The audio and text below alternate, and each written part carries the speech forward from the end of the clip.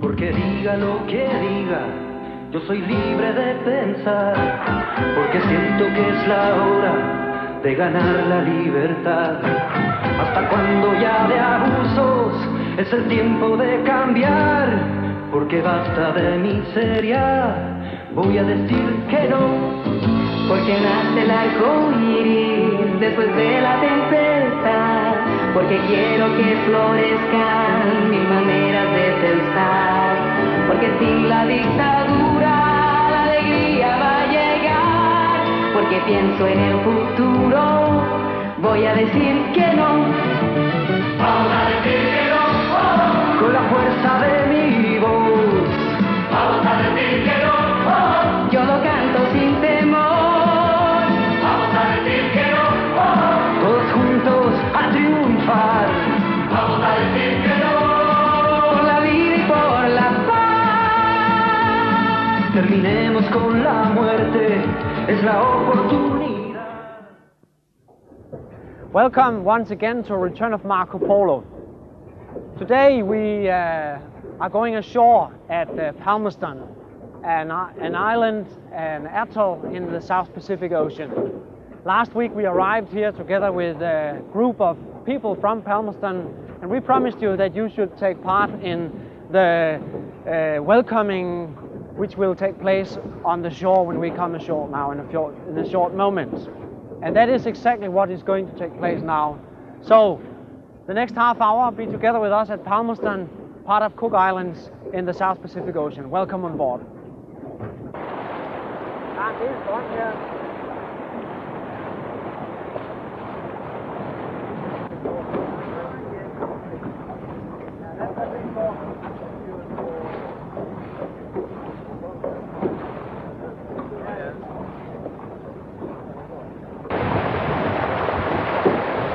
Hello. Right. Thanks a lot. Got your horn?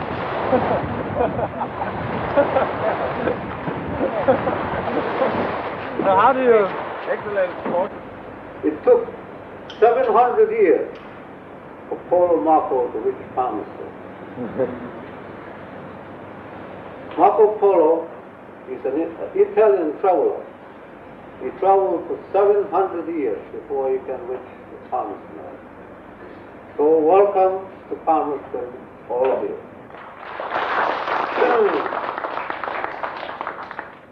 So I'm very pleased to have you all here this afternoon. On behalf of our island council and police and people of the island, we wish you all a very happy stay here. And whenever you think to return, you always feel welcome. So with that, I thank one and all for gathering here this time. Thank you.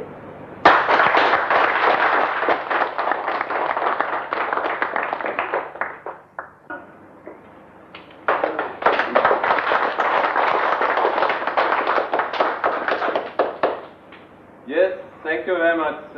On behalf of the whole crew on the return of Marco Polo, I'll say thank you for this excellent reception we have received here on Palmerston Island, and thank you also for an unforgettable voyage together with the Tirupati group back from Rarotonga to Palmerston. Thank you for that. I would like to explain a little about us and what we are doing. We are 9 people, all coming from Denmark in Europe, and we are working on a television project for a European satellite television channel that's called One World Channel. And we are making a special series for that program, which has the name of our ship, Return of Marco Polo. And as a part of their program in Europe, in 3 or 4 months, we can proudly tell them that they're going to have a view of what's going on Palmerston Island. I also wish you all the best for the next try, next year in the Constitution celebration with the Tirupati party. I'm sure you'll make it. And last, I have a present, a small present to all the Palmerston people. But I'd like to give that to the representative, the CAO, John Martin.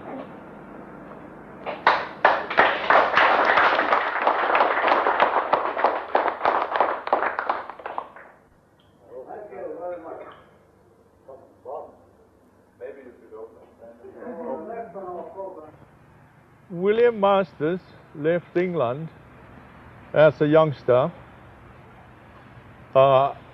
during the early part of 1850s. He wanted to be a sailor. He became a sailor. And then he was interested in the whaling trade. So he became a whaler on the whaling ships in the Atlantic Ocean, and then around Cape Horn and into the Pacific. He heard of the gold rush in California. Then he went to California and joined the gold rush there. Perhaps he got tired of the gold rush in California and heard of the gold rush in Australia, the Broken Mine Hills of Australia. Then he decided to go across the Pacific Ocean to Australia. On his way to Australia, he didn't get there. He landed on the island of Penrhyn. Penrhyn is the furthest north island in the Cook Group. And there on the island of Penrhyn, he found gold of a different sort. He married a wife on the island of Penrhyn, a daughter of one of the chiefs of that island. And leaving the island, he brought with him a cousin to his wife, traveling to the southern Cooks to the island of Monuai, which was at the time known as Hervey Island. He stayed there for a while and then decided to go on to Western Samoa to find a suitable place to make a home for himself and his family. In Samoa, he did not find a suitable home. Then he decided to come back to the Cook Islands. He went back to Monuai, and after being there for a while, he decided to come to Palmerston. So he arrived in Palmerston on the 8th of July, 1863, with his wife, cousin to his wife, and 2 children. And there was the beginning of his life on Palmerston. But it was William Masters, when he arrived on Palmerston, decided to stay on the island and found this island a most suitable place to live. Now, my assumption to this is simply this, that the others were looking for a center of trade where they can make business. But he was looking for a home for his future family. I think there lies the difference in these men who visited Palmerston. Because when William Masters arrived in Palmerston, he never left the island again. He never went back to England. He decided to settle here. And after a while, he had children from the second woman he brought with him. And not long after that, the third woman appeared on the scene, and he had children from her too. We can say that he was the law, and he took everything as was fit to himself.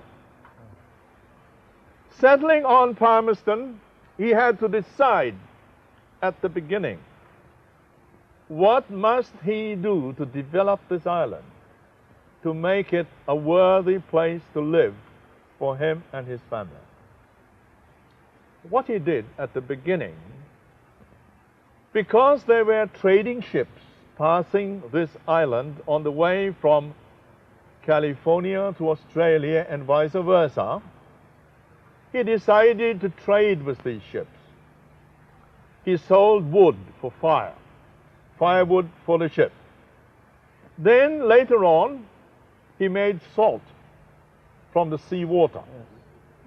And with that, he salted fish. He salted pork. He had to feed the pigs with coconut.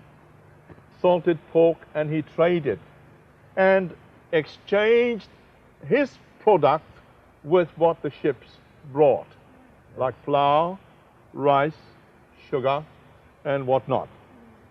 And this is how he lived. And while he was doing this, he decided to plant the island with coconuts. Now, in 1891, when he was granted the license for 21 years, this license was renewed after every 21 years. But in 1953, my father and his brother, because of some difficulty with the New Zealand administration, because the people wasn't able to pay the rent of 50 New Zealand pounds a year. This rent started in 1925. But the hurricane of 1926 devastated the island. The people lost everything, with the exception of the clothes on their body. They've had to run for their life in front of the waves. It came so sudden, and they had to run for their lives to live. After the hurricane, then the people had to resettle themselves again. And we weren't able to pay this 50 New Zealand pounds a year rent over the island. And for that reason, in 1953, the New Zealand government decided that because we cannot pay this rent, we, the people of Palmerston, will be removed from the island to somewhere else. Oh. And the New Zealand administration would take over the land because it's crown property. With that, my father and his brother, with the help of a friend, sent a letter away to the Queen in England, laying the problem out. And then in 1954, a letter was received back from England, from London, declaring Palmerston as a gift from the British Crown to the descendants of William Masters. And this is the position today. Oh. Palmerston has been given entirely to the descendants of William Masters as a gift from the Crown. And Bob in the head.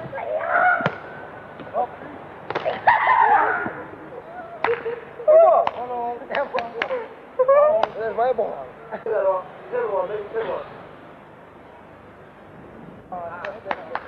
you go.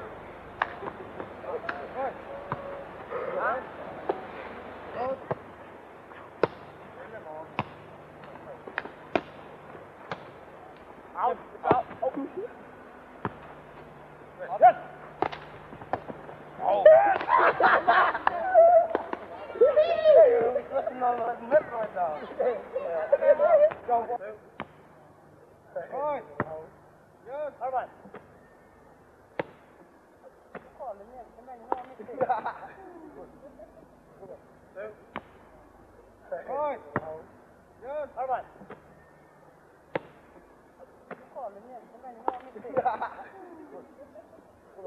3, 4.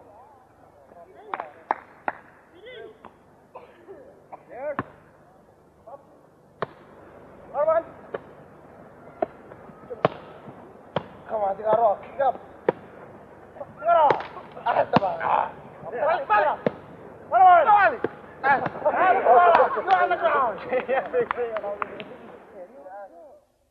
Nu har vi efterhånden med Return of Marco Polo været på en hel del øer her i det sydlige Stillehav. Her på Palmerston er vi, som ved de fleste af de andre øer, vi har været på, også på en atoll. Hvad er så en atoll? Det er faktisk ved at være tiden, at vi beskæftiger os en lille smule med det. Se, en atoll, det er per definition en ringformet koralø. Men den her ø er jo ikke spor ringformet, det er sådan en lille klat sand. Og det der er koraløen her, det er, eller atollen her, det er hele det rev, som vi har ude rundt om Palmerston-atollen, og hvorpå der så ligger nogle få øer. Hvordan er det opstået? Hvordan er de her øer blevet til? Hvorfor ligger der så nogen midt ude i Stillehavet? Når vi kommer sejlende herude med vores skib, så er der 2, 3, 4 kilometer dybt, nogle få sømil her fra Palmerston-atollen, og sådan har det også været de andre steder, vi har været. Se, i 1831, der sejlede Charles Darwin, den berømte naturforsker, som senere udviklede udviklingsteorien, evolutionsteorien.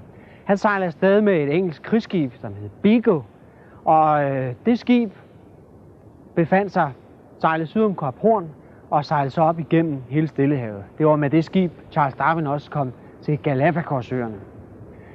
Det var i 1831. De kom blandt andet til alle de her atoller, som ligger her midt ude i Stillehavet, både nordlige og det sydlige. Og Charles Darwin han udviklede en teori, som senere er blevet bekræftet af videnskaben. En teori, som går ud på, hvordan de atoller her de er blevet til det, de er. Se, man går ud fra, og Charles Darwin sagde, at her der har der blevet dannet en vulkan for mange, mange millioner år siden. En vulkan er skudt op.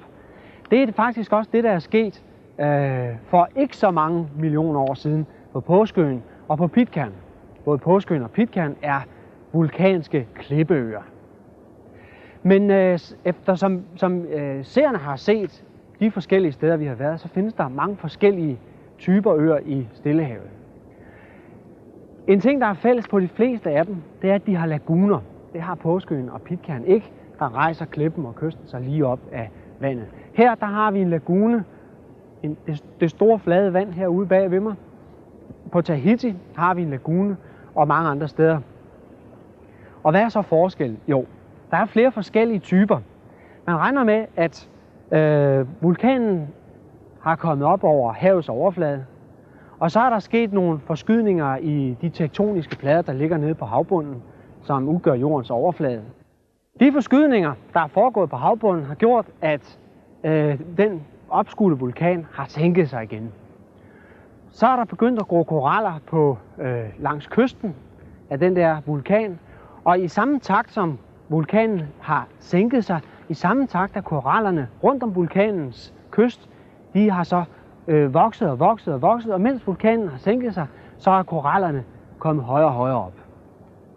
Det har så i det her tilfælde, som vi er nu her på Palmerston, medført, at vulkanen har sænket sig helt, og at vi kun har den tidligere kyst af vulkanen, nemlig selve koralrevet rundt om, og nogle få øer tilbage.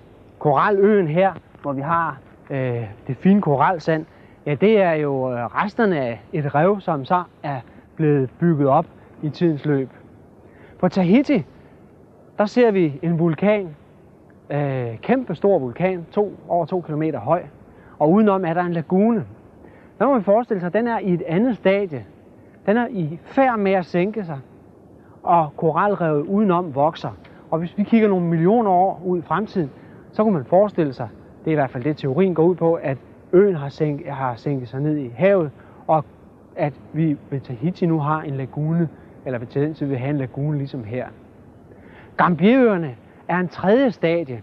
På Gambierøerne har vi også været med vores skib, Marco Polo, og der kan vi se, at processen, hvor øerne er ved at sænke sig, den er kommet længere. Der er det kun randen af krater, der stikker op over havet, som små spidse øer, der rager op over vandet, og så har vi lagunen udenom. Og så et andet sted, som vi også har været, hvor vi kan se, hvad der foregår, det er Moorea. En af årsagerne til, at øerne forsvinder, det er, at de sænker sig. En anden er, at de bliver eroderet væk. Mooreas overflade, den ses tydeligt at være meget eroderet og i færd med at blive nedbrudt, skyllet ud i havet. Så har vi været på Atolls her i Cook Islands. Der er der sket det, at efter at vulkanen har sænket sig ned under vandet, og der har været koraller der, hvor den har været, så har pladerne senere hævet sig igen, og derved er der lige pludselig blevet dannet en ø, der kun består af koraller. Men på Attu har vi også kunne se den såkaldte Makatea rundt langs med kysten, det tidligere koralrev, som nu er hævet 15, 20, 30 meter op over havets overflade. Så det er på den måde, at Atoller er blevet til. Altså, det er randen, kyststrækningen af vulkaner, der har sænket sig, og det er på den måde, de har fået den underlige ringformede struktur, de har, og at vi har de her øer rundt omkring. Det er historien om atollerne, som Charles Darwin formulerede allerede i mellem 1831 og 36. Klokken er ved at være 2 om eftermiddagen. Melbourne sidder i radiostationen på Palmerston.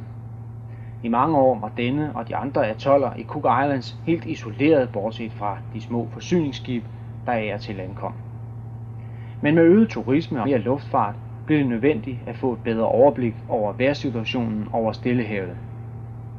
Fra alle øerne rapporteres nu flere gange om dagen om barometerstand, vindretning, temperatur, regnfald osv.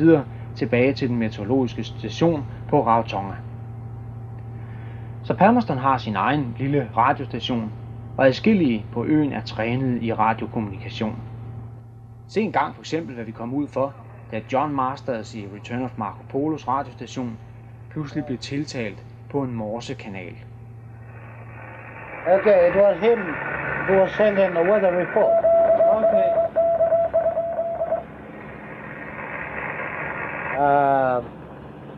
Marriage file. Oh. Everything going well, fine. Very nice trip going down on Palmerston. Oh?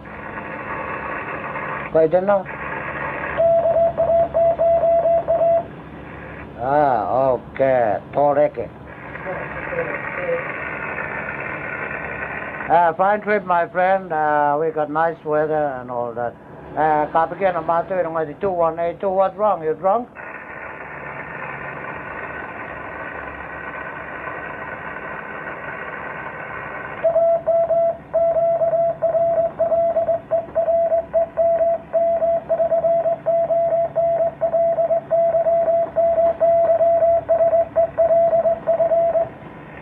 Okay, then I understand. Always been one operator. Okay. Yeah, we called you up on 2182, but no answer. Okay, then I know. It's one operator. You was kept busy. Thank you, Kato. I'm waiting for Palmerston to get David on, oh? Right, bye-bye. Nå, men tilbage til Palmerston. Melbourne skal morse en række talkoder, som siger, hvordan vejret er her lige nu.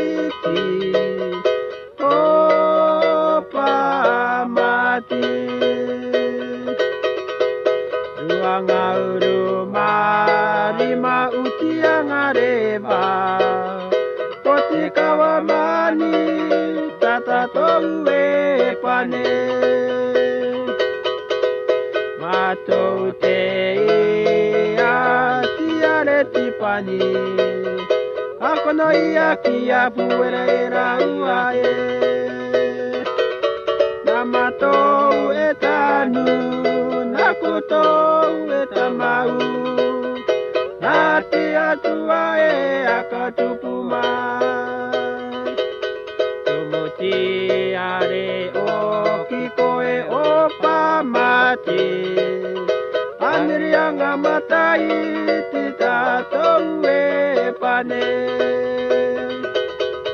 Uara ke iako e itia utiare Dua matai tite topa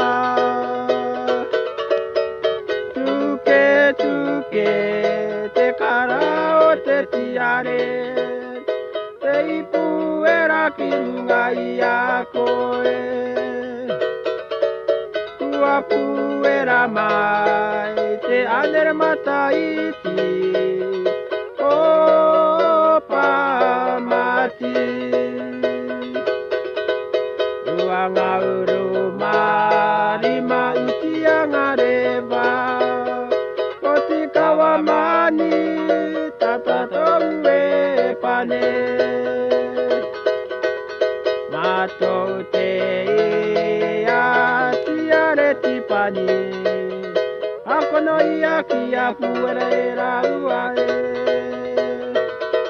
Na matou etanu Nakotou etamau Nati atuae akatupuma Na matou etanu Nakotou etamau Nati atuae akatupuma Nati atuae akatupuma Yeah, I like the word that well.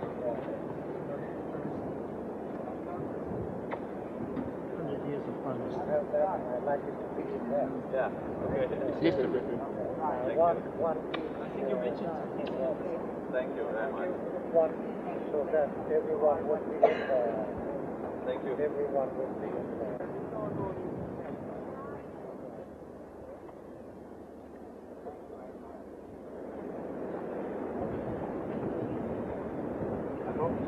Thank you very much.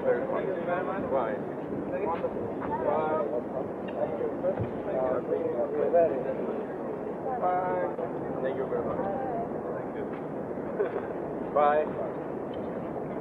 Thank you very much. Thank you. Goodbye. Goodbye. Goodbye. Bye. Bye, John. Goodbye. I'll make sure that for sure. Thank you very much for a great hospitality. Bye. Okay. All right. Bye. Goodbye. Yeah, thank you very much.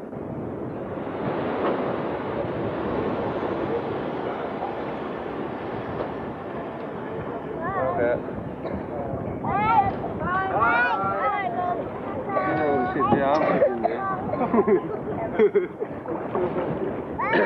Ja, det er jo. Bye.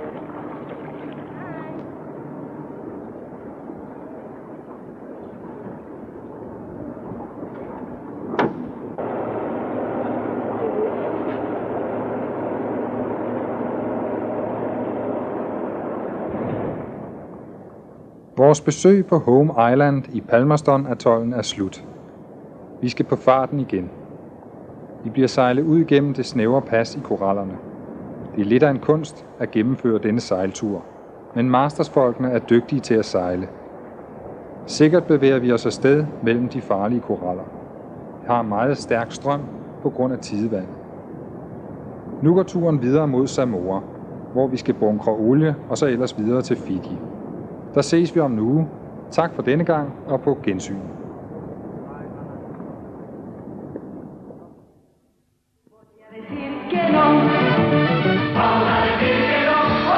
Con la fuerza de mi voz, Vamos a decir que no, oh, Yo lo canto sin temor. vamos a decir que no, oh, todos juntos a triunfar. vamos a decir que no. Por la vida y por la paz. Terminemos con la muerte, es la oportunidad.